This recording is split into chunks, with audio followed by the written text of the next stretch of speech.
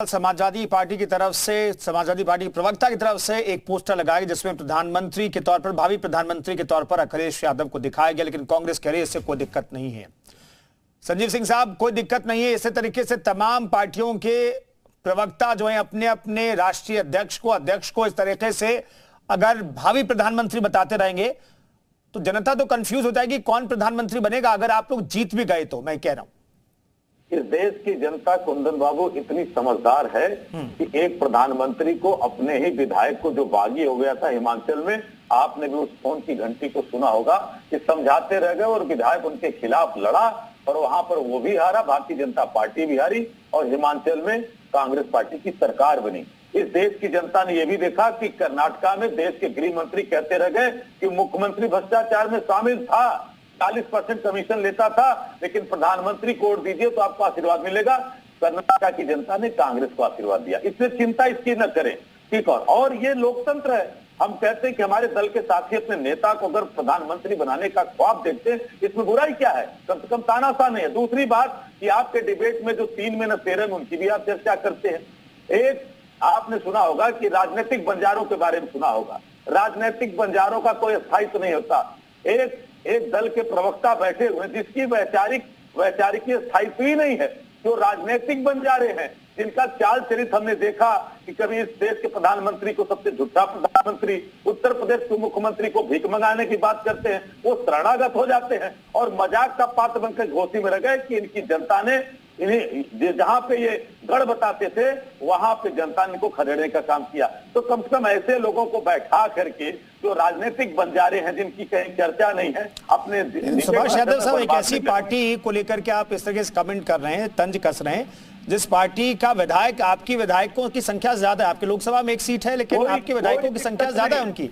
सुभाष यादव साहब कुछ रिस्पॉन्ड करना चाहेंगे क्योंकि आपकी पार्टी को लेकर के तंज कसा है, कुछ कहना चाहेंगे? प्रचार की महत्वपूर्ण होती है।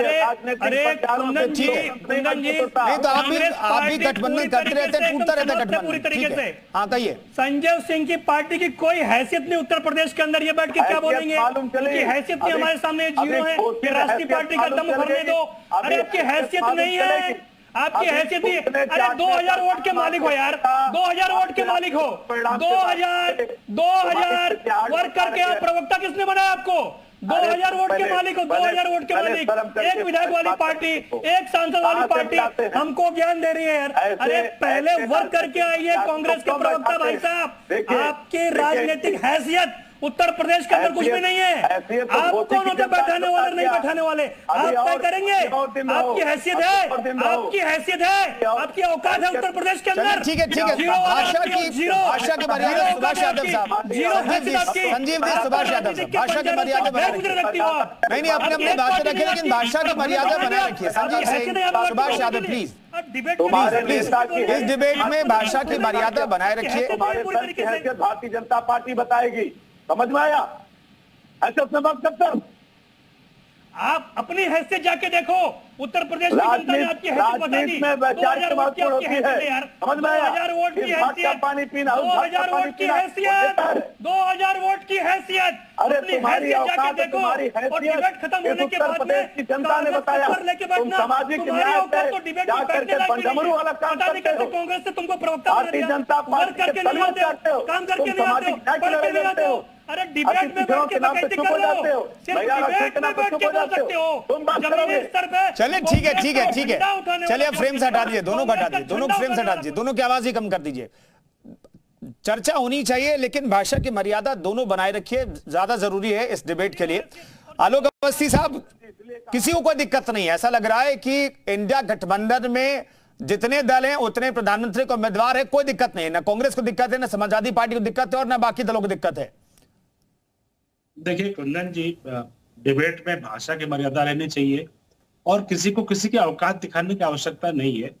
जनता उसकी मालिक है वोटों की, जिसको वोट दे रही है उसकी जय जयकार है, जिसको नहीं दे रही है वो किनारे बैठा हुआ है। कांग्रेस को वाकई में 2% वोट मिला है, 2 विधानसभा की सीटें हैं, 1 लोकसभा की सीट है, तो कांग्रेस को भी थोड़ा सा किसी की औकात नहीं नापने से मेरा इतना कहना है। और राजभर जी को भी जो है थोड़ा सा की पार्टी को भी थोड़ा सा संयम रखना चाहिए, मेरा इतना कहना है।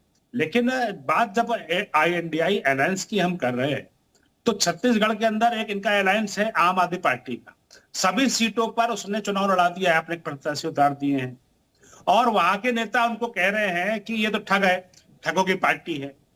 तो भाषा की मर्यादा कांग्रेस लगातार तार तार कर रही है और अखिलेश यादव जी की पार्टी तो इसमें मशहूर है कि वो भाषा की मर्यादा तुरंत तोड़ देती है। आपने देखा होगा कई अवसरों पर भारतीय जनता पार्टी के नेताओं को के लिए क्या क्या शब्दों का प्रयोग करते रहे हैं। तो लेकिन हमारा ये मानना है कि राजनीति में हम शुचिता और सुशासन पर हम जोर देते हैं। जनता इसीलिए हमारे साथ लगातार चली आ रही है। भारत की जनता अब वंशवादियों को और सामंतवादियों को सत्ता नहीं सौंपना चाहती है। वो चाहती है कि देश में गरीब का बेटा राज करे और गरीबों के आंसू पोंछे। और नरेंद्र मोदी जी ने जो सबसे बड़ा जो मुद्दा लिया है 10 वर्ष के शासनकाल में, गरीबी उन्मूलन का लिया है। आज गरीब का बेटा जो है 4 करोड़ घर जो है इस समय घरों के मालिक बन चुके हैं लोग। आप सोचिए, करोड़ लखपति बना दिया, 4 करोड़ परिवारों को लखपति बना दिया।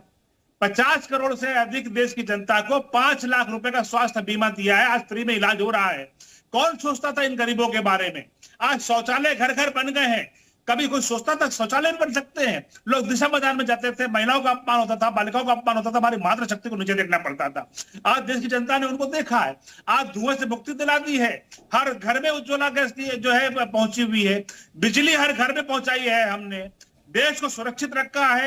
आतंकवादी की घटनाओं पर बिल्कुल रोक लग गई है।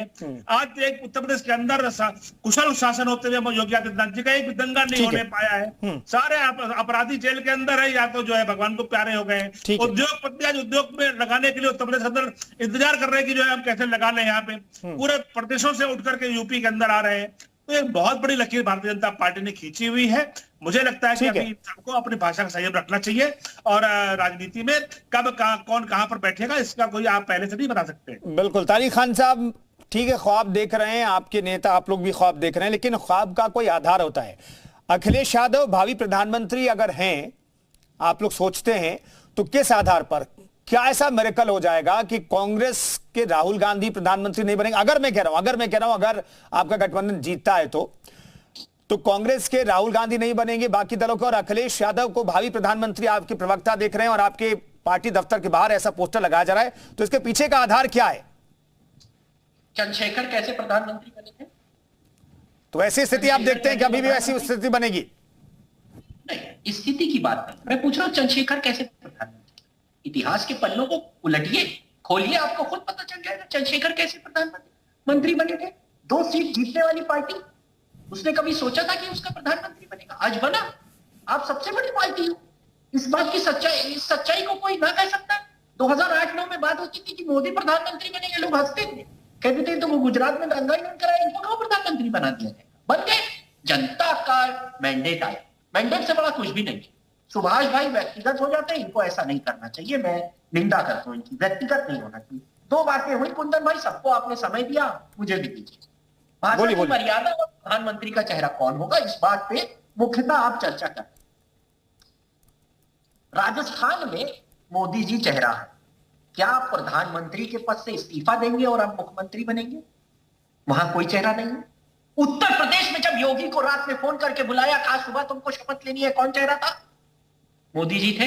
तो क्या वहां से इस्तीफा देके आए यहां मुख्यमंत्री बने? नहीं, योगी को बना दिया। सिन्हा और तमाम लोगों का नाम चला।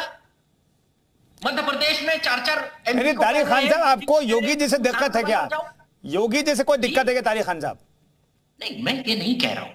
बीजेपी अगर ये सवाल पूछती है तो क्या आप हर इलेक्शन में अपना फेस लेके चलते हो?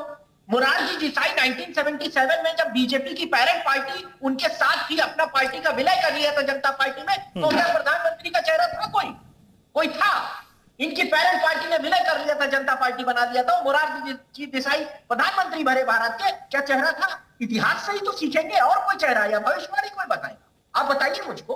गरीबी, किसान, मजदूर, 140 करोड़ लोग जिनसे इन्होंने झूठा वादा किया 15-15 लाख रुपए सुबह दे देंगे, जिनसे नौकरी का वादा किया, वो सब लोग लड़ रहे हैं।